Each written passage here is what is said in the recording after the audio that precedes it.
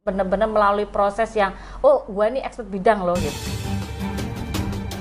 Biar gak semakin hancur, pakar kesehatan mental sarankan ini pada Sandra Dewi. Pakar kesehatan mental menyoroti bagaimana kondisi Sandra Dewi usai suaminya, Harvey Moise, ditetapkan sebagai tersangka kasus korupsi timah yang merugikan negara hingga 271 triliun rupiah. Sandra Dewi sebelumnya sempat muncul di hadapan awak media ketika hendak memberikan keterangan di Kejaksaan Agung.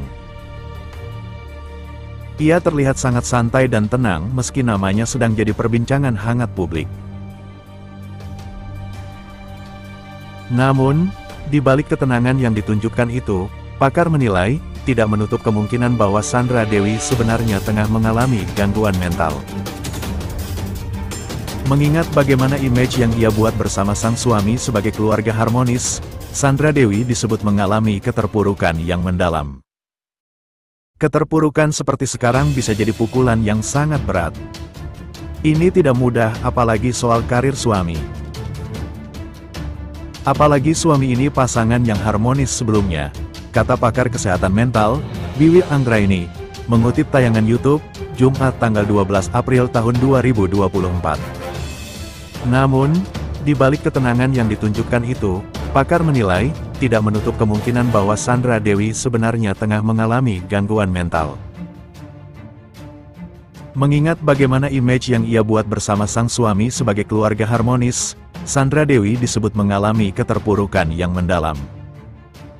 Scroll untuk info lengkapnya, yuk. Keterpurukan seperti sekarang bisa jadi pukulan yang sangat berat. Ini tidak mudah, apalagi soal karir suami. Apalagi suami ini pasangan yang harmonis sebelumnya, kata pakar kesehatan mental, Wiwi Anggraini, mengutip tayangan YouTube, Jumat tanggal 12 April tahun 2024. Salah satu cara yang bisa dilakukan oleh Sandra Dewi sebagai pencegahan agar kondisi mentalnya tidak lebih hancur adalah berhenti bersosial media. Di sanalah banyak orang tak dikenal yang akan memberikan energi negatif dengan cara menghujat sang aktris. Penting juga untuk jaga kesehatan mental ketika nggak bisa menerima intervensi negatif dari luar. Better tutup sosial media, itu sangat disarankan karena banyak unsur di mana orang luar nggak ngerti cerita aslinya dan intervensinya cukup mudah membuat kita jadi terpuruk. Akhirnya muncul perasaan nggak nyaman, jelas Wiwi Anggraini.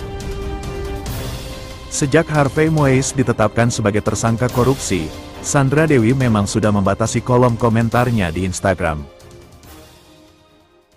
Sebab, jutaan pengikutnya bahkan akun-akun tak dikenal sangat berisiko memberikan ujaran kebencian pada Sandra Dewi dan keluarganya sehingga membuat masalah lebih runyam.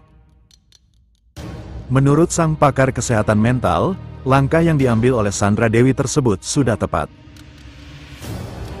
Meskipun banyak orang menuntut dirinya untuk memberikan klarifikasi, namun Sandra Dewi juga punya hak untuk tetap diam. Orang pengen kita klarifikasi full, gimana ceritanya? Tapi kita punya hak untuk komunikasikan seminim mungkin, tapi kita juga tetap sehat secara mental, ujar Wiwi Anggraini. Suami Sandra Dewi timbun 76 miliar rupiah di rumah, PPATK. Banyak modusnya. Suami Sandra Dewi sekaligus tersangka kasus dugaan korupsi PT Timah Terbuka, TINS, Harvey Moise dilaporkan menyimpan uang tunai sebesar 76 miliar rupiah di dalam rumah. Hal itu terungkap berkat penggeledahan oleh Kejaksaan Agung, Kejagungri. Kepala Pusat Pelaporan dan Analisis Transaksi Keuangan, PPATK, Ivan Yustiavandana mengungkapkan bahwa ada banyak modus yang melatar belakangi seseorang menyimpan miliaran uang tunai di kediaman pribadi. Ya, banyak tujuan modusnya, ujar Ivan kepada CNBC Indonesia, dikutip Sabtu, tanggal 6 April tahun 2024. PPATK akan terlibat dalam kasus tersebut sesuai kebutuhan dari penyidikan Kejagungri. Berdasarkan kasus-kasus sebelumnya, PPATK mampu mendeteksi sumber harta ataupun aliran dana Harvey Moise meskipun banyak yang disimpan di kediamannya. Dalam banyak kasus lain sebelumnya tetap bisa terdeteksi sumbernya, ucap Ivan.